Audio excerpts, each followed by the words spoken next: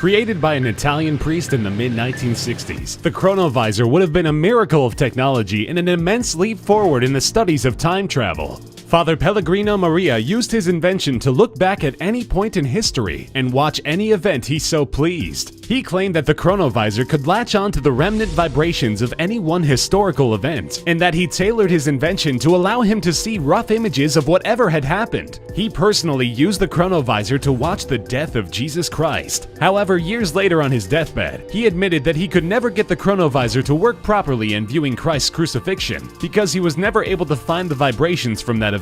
He did attest that the chronovisor allowed him looks at other historical events, such as the French Revolution and the death of Julius Caesar. While there is obvious skepticism at what Father Maria claims to have seen, some believe that the invention was stolen away by the Vatican, as it mysteriously disappeared just days after the man's death.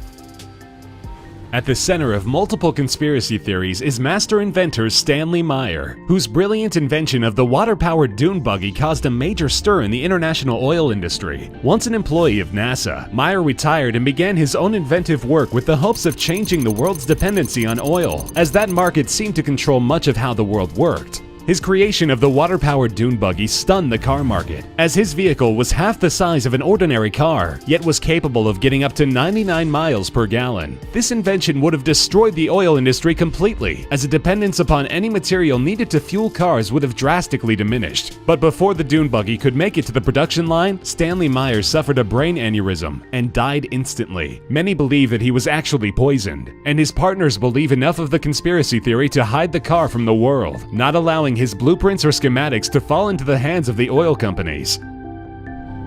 Created by the Nazis in World War II, the device known as the magnetofunk served one deadly purpose: to alter the course of Allied planes by naturally changing the direction of their compasses in flight. The magnetofunk was held at Point 103, a popular Nazi base that the Americans soon discovered the location of. The magnetofunk sent up confusing magnetic vibrations to enemy planes and subtly changed their course, which explains why no Allied force was ever capable of finding Point 103. And if they had, the war would have ended much earlier.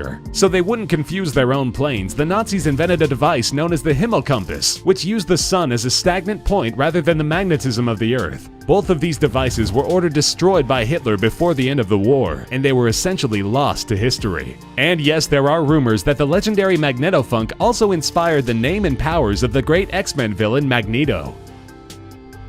Dr. Wilhelm Reich was a master inventor, if not a little unorthodox. His claim to fame was the wondrous invention named the Cloudbuster, which reportedly broke up cloud vapors and turned them into rain, giving Reich what was considered to be the first weather-altering machine in history. Reich gave a public display of his machine's abilities only once, and the results were conclusive. On a day in which there was no rain scheduled, Reich pointed his machine at a cloud formation and it scattered, with rain falling in its absence. Naturally, the US government stepped in, saying the weapon was unlawful, and Reich was forced to turn it over. He would go on to attempt other inventions, including a small walk-in box that would cure the common cold of anyone who stepped inside. That invention, however, was unapproved by the FDA, and its repeated use caused the government to step in once again. Only this time it ended with a lengthy jail sentence for Reich, and he died in prison. The 1960s battle of tobacco companies with health-conscious agencies is one that has been widely reported, and even served as the plot of the first episode of the popular television show Mad Men. What wasn't so reported was that one small company actually invented what was considered a much safer version of the cigarette. The Liggett & Myers company invented the XA, which removed the majority of the deadly carcinogens in regular cigarettes by a staggering 87%. But when they tried to bring their product to market, they were stopped and nearly sued by every single major tobacco company in the world. The problem with the XA is that other tobacco companies were not ready to admit that their products were in fact harmful. And if the XA was promoted as being the safe choice, it would imply that all other cigarettes were not safe and would effectively run them out of business. Overwhelmed by the sheer size and staying power of the other tobacco companies, Liggett & Myers closed down operation on the XA, and the safe cigarettes stayed away for years until the famed Battle of the Poison finally died down.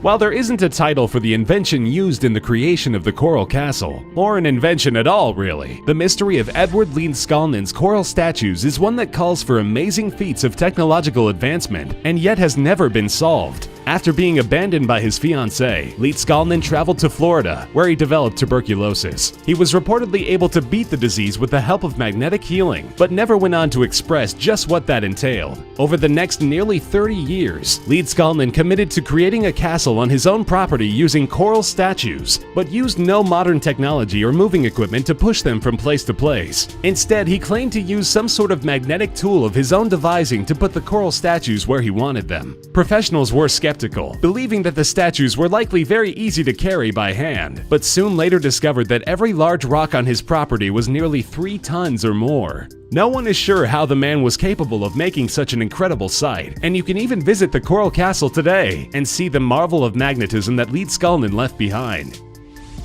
Before flamethrowers were readily available to the public, the Byzantine Empire invented some tools simply known as the Greek fire, which allowed them to create, contain, and control the spread of fire in a steady stream. This weapon, depicted in paintings of ancient warfare, was often used against enemy ships, as their wooden exteriors would be no match for the concentrated flames sent their way. Historians still wonder at the marvel that is the Greek fire, and have continually come up short for answers at how such a complex machine could be created so simply. While we have flamethrowers today that use concentrated doses of gas, we have to hand it to the Byzantine Empire that they were definitely ahead of their time.